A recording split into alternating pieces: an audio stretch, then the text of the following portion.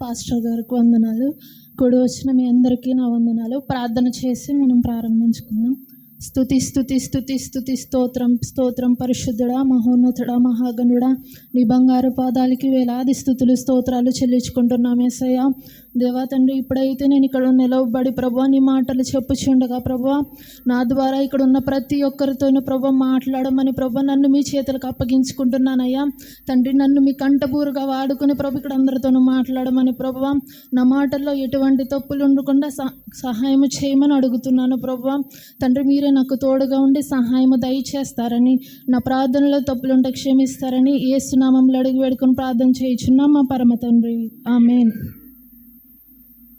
ఈరోజు నేను దేని గురించి చెప్పాలనుకుంటున్నానంటే విశ్వాసం గురించి. క్రైస్తవుల్లో ప్రతి ఒక్కరూ ఎదుర్కొనే ఒక గొప్ప పోరాటం అని చెప్పచ్చు.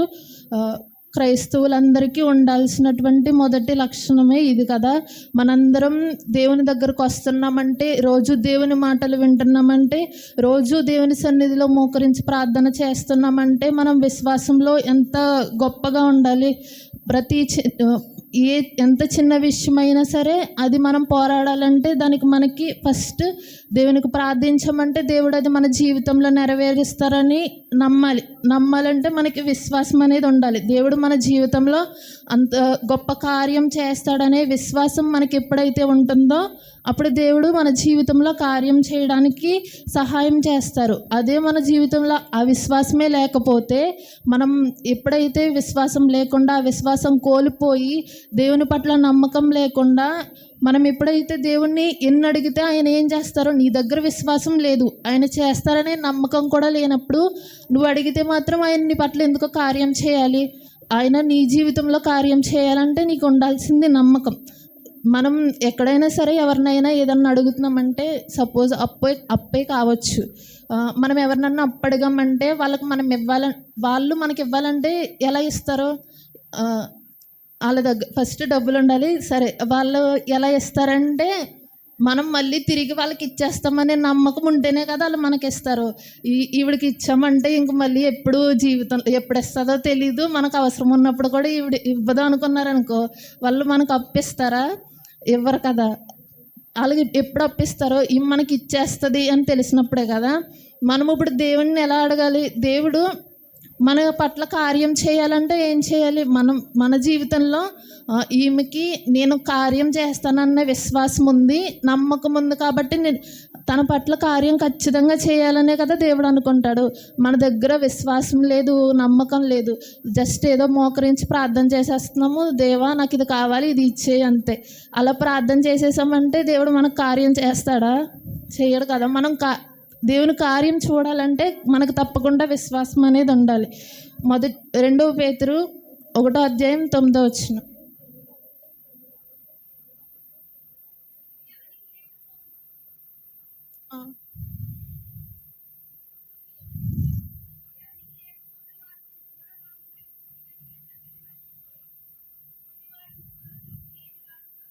సరిపోతుంది.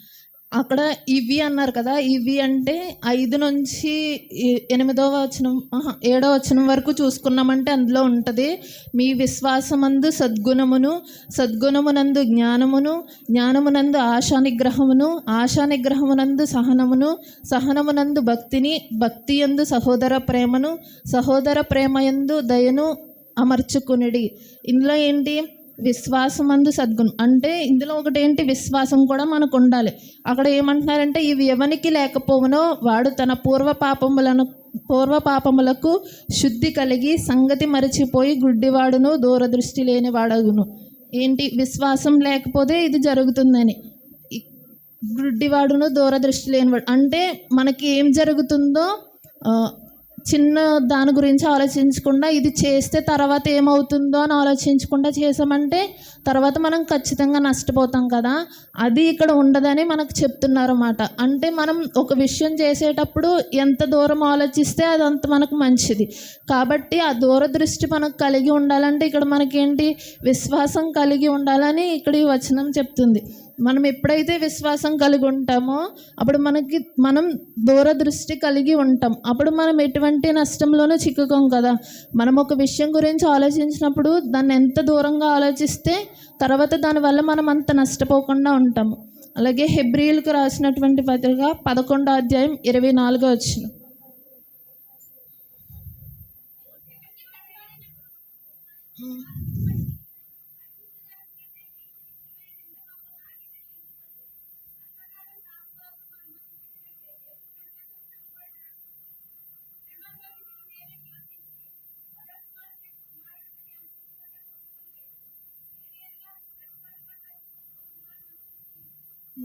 ఇక్కడ ఏంటి, మోషే ఏం ఎంచుకున్నాడు? ఏంటి, ఐగుప్తు ధనము కంటే క్రీస్తు విషయమైన నింద గొప్పదని ఎంచుకుని. ఏంటి, అతనికి దేవుని పట్ల అంత విశ్వాసం ఉంది కాబట్టే దేవుడు మోషేని విడిచిపెట్టడని నమ్మినందుకు అక్కడ ఆయన ఏం వదులుకున్నారు? ఐగుప్తు ధనము కంటే క్రీస్తు విషయమైన నింద గొప్ప భాగ్యమని ఎంచుకుని. అంటే ఏంటి, ఆ ధనం ఉందనుకో మనకి ఏంటి, ఈ లోకంలోనే అది మనకి యూజ్ అవుతుంది. ఒక పర్టికులర్ టైం వరకే ఆ ధనం అనేది మనకి యూజ్ అవుతుంది. అది మనం చనిపోయామంటే దాన్ని మనతో కూడా తీసుకెళ్ళం. కానీ ఎప్పుడైతే మనం దేవుని దృష్టికి ఒక విశ్వాసిగా కనపడతామో అప్పుడు ఏంటి, ఆయన దృష్టికి మనం గొప్పగా కనబడతాం. ఆయన దృష్టికి మనం గొప్పగా కనబడటమే గొప్ప భాగ్యం కదా. అలాంటి విషయము మోషే ఇక్కడ ఎంచుకున్నాడు. ఆయన ధనం ఎంచుకోకుండా దేవుని దృష్టికి గొప్పవాడిగా ఎంచబడాలని అక్కడ మోషే ఏంటి, ఆ ధనముని అంటే ఆ ధనం వద్దనుకున్నాడు, నిందనే ఎంచుకున్నాడు. మనం కూడా చూసుకున్నామంటే మనకి ఏదైనా మన జీవితంలోకి రావాలని కోరుకుంటాం కానీ వద్దని కోరుకోం. ఇదే సిచ్యువేషన్ మనకు వచ్చిందనుకో మనం నింద కంటే ధనమే కదా కోరుకుంటాం. ఎందుకంటే మనకి ఈ లోకంలో జీవించాలంటే ధనం కావాలని మనం అనుకుంటాం. కాబట్టి నింద వస్తే మనం పొరుగు పోద్దని కూడా ఆలోచిస్తాం. అలా ఇక్కడ మోషే ఏం చేశాడు, నిందను కోరుకున్నాడు, ధనాన్ని కోరుకోలేదు. మనం ఎప్పుడైతే ఒక మోషే వలె దేవుని కోసం ఒక నింద అనుభవించడం మంచిదని అనుకుంటామో అప్పుడు మనం దేవుని దృష్టికి గొప్పగా కనపడతాం. ఈ లోకంలో మనం జీవిస్తాము, అది ఎంతకాలమో మనకు తెలియదు. కానీ ఒక రోజంటూ వస్తుంది, అప్పుడు మనం పరలోకం వెళ్ళాలంటే ఏం చేయాలి? ఆయన దృష్టికి మనం కనబడాలంటే ఏం చేయాలి? మనకి విశ్వాసం, నమ్మకం, ఇంకా ఆయన చేసే కార్యాల పట్ల మనం అవి గుర్తించుకోవాలి. కొన్నిసార్లు ఏం చేస్తామంటే ఆయన మన జీవితంలో చేసిన కార్యాలని చేసినప్పుడు గుర్తుపెట్టుకుంటాం, తర్వాత మర్చిపోతాం. ఆయన్ని కొన్నిసార్లు అయితే స్తుతించడం కూడా మానేస్తాం. అలాంటి జీవితాలు కలిగి మనం ఉండకూడదు. దేవుణ్ణి ఇంకా ఎక్కువ ఘనపరిచే వారంగా ఉండాలి. ఆయన చేసిన కార్యాలు మనం ఎప్పటికీ మర్చిపోకూడదు. నేను విశ్వాసంలో కొన్ని చెప్తాను. మొదటిది వచ్చేసి మృత విశ్వాసం. యాకోబు 2:17.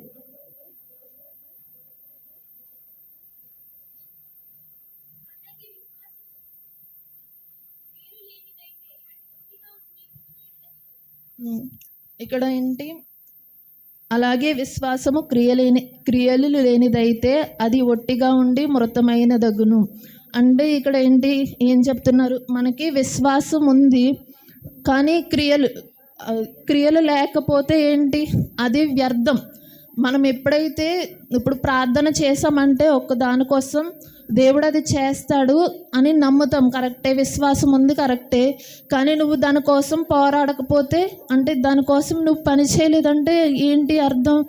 నువ్వు ప్రార్థన చేసేసావు, అది నీకు ఎలా వచ్చేస్తుంది? నువ్వు దానికోసం కష్టపడాలి కదా. నువ్వు ఎప్పుడైతే అలా చెయ్యవో అది ఇక్కడ మృత విశ్వాసంతో సమానం. అంటే నీకు విశ్వాసం ఉన్నా లేనట్టే.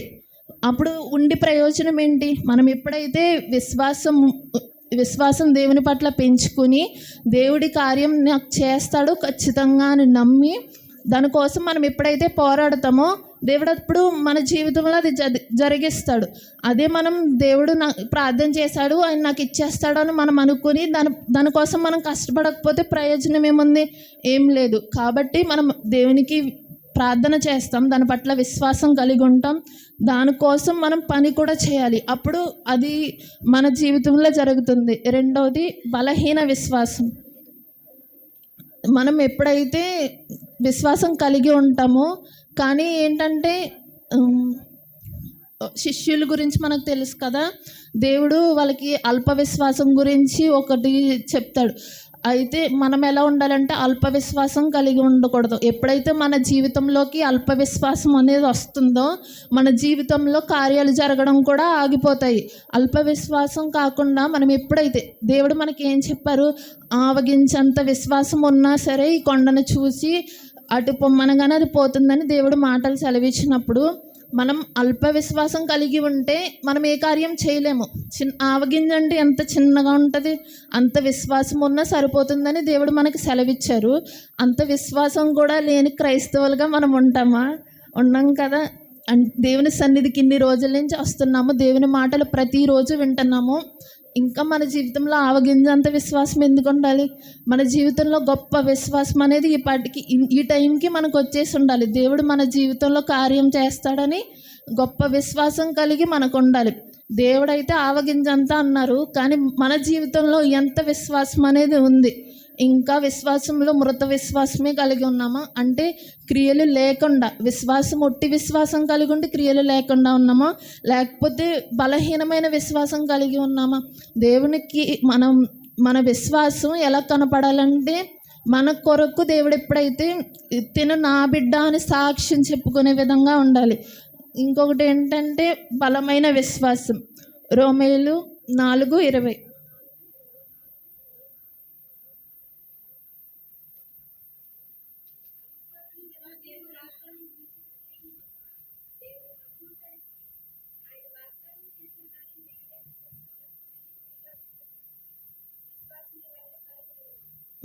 ఇక్కడ ఏంటంటే ఇది నేను ఆల్రెడీ ఒకసారి చెప్పాను, 31న మనం వాగ్దానాలు తీసుకుంటాము.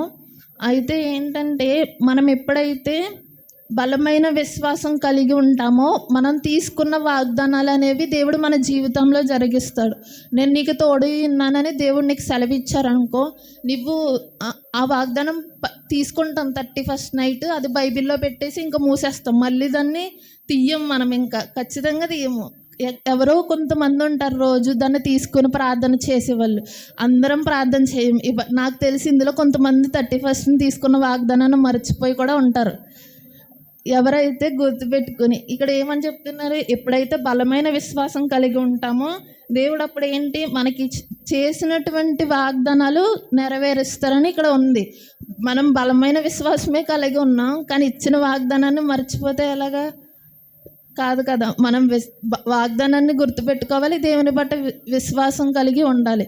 దేవుడు మన పట్ల కార్యాలు చేయాలి, మనకి ఇచ్చినటువంటి వాగ్దానాన్ని నెరవేరుస్తానని ఇక్కడే సెలవిస్తున్నారు. కానీ దానికి మనకేం కావాలి? గొప్ప విశ్వాసం అనేది కావాలి, ఒక బలమైన విశ్వాసం అనేది మనకు కావాలి. ఇంకా లాస్ట్ది వచ్చేసి గొప్ప విశ్వాసం. మత్తయి 8:10.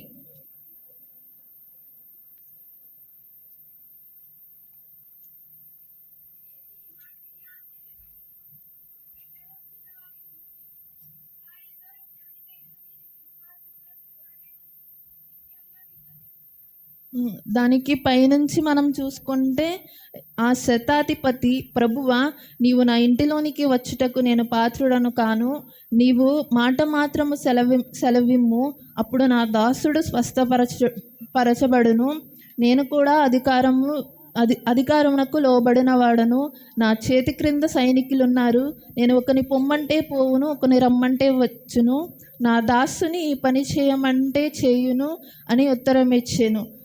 యేసు ఈ మాటలు విని ఆశ్చర్యపడి వెంటనే వచ్చుచున్న వారిని చూచి, ఇశ్రాయేలీయులో నేనెవనికైనాను నేనింత విశ్వాసం ఉన్నట్లు చూడలేదని నిశ్చయముగా మీతో చెప్పుచున్నాను. ఇక్కడ ఏంటంటే ఆ శతాధిపతికి ఉన్నటువంటి గొప్ప విశ్వాసం గురించి ఇక్కడ చెప్తున్నాడు. ఇక్కడ ఏంటి, మాట ఒక్కటి సెలవిస్తే సరిపోతుంది, నా సైనికుడు ఇక్కడ స్వస్థపరచబడతాడు అని ఏంటి ఆ శతాధిపతి మాట్లాడారు కదా.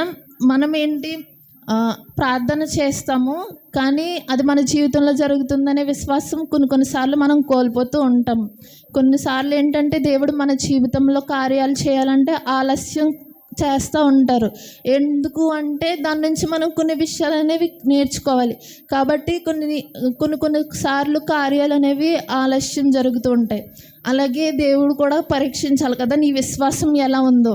మనం ఆలస్యం అయితే ఏం చేస్తాం, అయితే ఇది ఇంకా దేవుని చిత్తం కాదు అనేసి ఆ ప్రార్థన చేయడమైనా మానేస్తాము, లేదంటే దేవుని ప్రార్థించడమైనా మానేస్తాము. ఈ రెండాటిలో ఏదో ఒకటి కలిగి ఉంటాము. ఒక విశ్వాసికి విశ్వాసం అనేది గొప్ప లక్ష్యం కలిగి ఉండాలి. కాబట్టి ఇక్కడ ఏంటి, ఆ సేనాధిపతి ఆ శతాధిపతి ఎంత గొప్పవాడు అంటే, అతని సైనికులు ఇక్కడ ఏమంటున్నారు, నేను రమ్మంటే వచ్చును పొమ్మంటే పోవును అని సెలవిచ్చినప్పుడు అంటే అతను అంత గొప్ప కార్యాలు చేయగలడు. అంటే అక్కడ ఉన్నటువంటి సైనికులందరూ అతని మాట వింటారు కదా. అయితే అతనికి ఏం పని, ఒక సైనికుని కోసం వచ్చి దేవుని దగ్గర అతని గురించి అడగడం అతనికి ఏం పని? అది కూడా ఎంత గొప్ప విశ్వాసంతో అన్నారు. ఏంటి, అతని ఇంటికి కూడా రావాల్సిన లేదు, నువ్వు ఒక్క మాట ఇవ్వు ప్రభువా, అతను స్వస్థపరచబడతారు అని. మనం ఇంత గొప్ప విశ్వాసం కలిగి ఉన్నామా? మనకి తెలుసు కదా, శద్రకు మేషకు అబేద్నెగో వీళ్ళ ముగ్గురు గురించి మనకు తెలుసు. వాళ్ళు దేవుని దృష్టికి ఎంత గొప్పవారు. మనం ఒక విగ్రహాన్ని పూజించకుండా నా దేవుడే గొప్పవాడు అనేసి వాళ్ళు అగ్నిలోకి కూడా వెళ్ళిపోవడానికి సిద్ధపడ్డారు కదా. అంటే వాళ్ళ విశ్వాసం ఎంత గొప్పది అంటే, వాళ్ళ దేవుడు అంటే మనం యేసుక్రీస్తు వచ్చి వాళ్ళని కాపాడతారనే నమ్మకంతో వాళ్ళు అగ్నిలోకి వెళ్ళిపోవడానికన్నా సిద్ధపడ్డారు, కానీ ఒక విగ్రహాన్ని పూజించడానికి మాత్రం సిద్ధపడలేదు. అంటే ఏంటి, ఒకవేళ అదే సిచ్యువేషన్లో మనం ఉన్నామంటే ఖచ్చితంగా విగ్రహానికి మనం మొక్కేస్తాం, ఖచ్చితంగా మొక్కుతాం. అటువంటిది వీళ్ళు ఎంతో విశ్వాసం కలిగి ఆ ముగ్గురు ఏంటి, దేవుడు వచ్చి ఖచ్చితంగా మమ్మల్ని కాపాడతారు, ఒకవేళ కాపాడకపోయినా పర్వాలేదు, ఆయన దృష్టికి మేము మంచివారుగానే ఉంటాం కదా అనేసి అంత విశ్వాసంతో వాళ్ళ ముగ్గురు ఏంటి, వేరొక అన్య దేవతకి ఆ విగ్రహానికి పూజించడానికి సిద్ధపడలేదు. అలాగే మనం రోజు మన జీవితంలో విగ్రహాలు అంటే ఏంటి, ఒక దేవతను పూజించడమే ఒక విగ్రహం కాదు. మనం ఏదైతే దేవుని కంటే ఎక్కువ ప్రయారిటీ దేనికైతే ఇస్తామో అదే మన జీవితంలో ఒక విగ్రహం. దేవునికి ప్రార్థించే సమయంలో మనం ఫోన్ చూస్తాం, అది ఒక విగ్రహం. కొన్నిసార్లు ఏంటంటే ఈరోజు కాదు ప్రభు రేపు ప్రార్థన చేస్తానని పడుకుంటాం, అది కూడా ఒక విగ్రహంలోకే వచ్చేస్తుంది. మనం ఎప్పుడైతే దేవుని ప్రార్థించకుండా వేరొక దానికి సమయాన్ని ఇస్తామో అది విగ్రహంలోకి వస్తుంది. అంటే ఇక్కడ ఏంటి, మనం దేవుని పూజించట్లేదు, మన జీవితంలో ఉన్నటువంటి ఈ మిషన్స్ ఏదైతే ఉన్నాయో, ఈ మొబైల్ ఫోన్స్ లేకపోతే మన ఇంటి పనిలో ఏవైతే ఉన్నాయో వాటిని మనం పూజిస్తున్నాం, అంటే వాటికి సమయాన్ని ఇస్తున్నాం. ఇప్పుడున్నటువంటి వాళ్ళందరూ ఇంక మొత్తానికి దానికి ఎడిక్ట్ అయిపోయాము. అంటే ఏంటి, మనం దేవునికి ఇవ్వాల్సిన సమయాన్ని దేవునికి ఇవ్వట్లేదు. అక్కడ మనం ఏదైతే చిన్న సమయంలోనే ప్రార్థన చేయొచ్చు, కొంచెం సమయంలో ప్రార్థన చేస్తే ఏంటంటే ఆ సమయంలోనే నీకు కార్యం జరిగే గొప్ప ఏదైనా ఒక అవకాశం రావచ్చు కదా. అంటే నువ్వు అక్కడ అవకాశాన్ని కోల్పోతున్నావు, నీ విశ్వాసాన్ని కోల్పోతున్నావు, అన్నిటినీ కోల్పోతున్నావు. ఇక్కడ వీళ్ళు ముగ్గురు విగ్రహాన్నే కాకుండా, అంటే అక్కడ ఉన్నటువంటి బంగారు విగ్రహాన్ని పూజించకుండా దేవుడికి ఎలా అయితే సమయాన్ని ఇచ్చి వారి ప్రాణాలను కూడా లెక్క పెట్టకుండా దేవుని కోసం అగ్నిలోకి వెళ్ళిపోవడానికి సిద్ధపడ్డారో, మనం ఇప్పుడు అలాంటి సిచ్యువేషన్లో మనం ఏం లేము. మన దగ్గర ఉన్నటువంటి విగ్రహాలు ఏవైతే ఉన్నాయో వాటిని దూరం పెట్టి మనం ఎప్పుడైతే దేవునికి సమయాన్ని ఇస్తామో, మనం కొన్నిసార్లు విశ్వాసాన్ని కోల్పోవడం అది సహజం. ఎందుకంటే కొన్నిసార్లు మనం చేసే ప్రార్థనలు వాటికి జవాబు అనేది ఆలస్యంగా రావచ్చు. కాబట్టి కొన్నిసార్లు మనం విశ్వాసాన్ని అనేది కోల్పోతాం. అలా కోల్పోకుండా నువ్వు ఏం చేయాలి, ఆ విశ్వాసాన్ని కోల్పోకుండా ఉండాలంటే నీవు దేవుని దగ్గరికి వెళ్ళి నువ్వు ఎప్పుడైతే దేవునితో ఎక్కువగా గడుపుతావో అప్పుడు విశ్వాసం కోల్పోకుండా దేవుడు ఏదో ఒక రూపంలో నీతో మాట్లాడతారు. నీ విశ్వాసం అనేది బలపరచడానికి ఐదర్ అది వాక్యం ద్వారా కానివ్వండి, లేకపోతే కొన్నిసార్లు మన చుట్టూ ఉన్న జనం ఎవరైతే ఉన్నారో మనతో మాట్లాడే వాళ్ళ ద్వారా కూడా మాట్లాడతారు. అలా మాట్లాడడానికి మనం దేవునికి సమయాన్ని ఇవ్వకపోతే ఆయన వచ్చి నీతో ఎలా మాట్లాడతారు, ఇంకా నీ విశ్వాసం ఎలా బలపడుతుంది? కాబట్టి మనం ఏం చేయాలంటే ఈ లోకానికి కాకుండా దేవునికి ఎప్పుడైతే మనం టైం అనేది ఇస్తామో అప్పుడు మన విశ్వాసాన్ని మనం బలపరుచుకోగలుగుతాం. ఒక క్రైస్తవునిగా మనం విశ్వాసం కోల్పోతే మనం అసలు ఒక క్రైస్తవునిగా ఉండడం కూడా వ్యర్థం. కాబట్టి మన విశ్వాసాన్ని దేవునిలో ఇంకా బలపరుచుకుంటూ ఆయన్ని ఇంకా ఘనపరిచే బిడ్డలుగా మనందరం ఉండాలని నా ఈ చిన్ని మాటలు దేవుడు దీవించును గాక. ఆమేన్. నీ కార్యములు నా ఎడల స్థిరమైనవి, నీ ఆలోచనలు నా యేసయ్యా.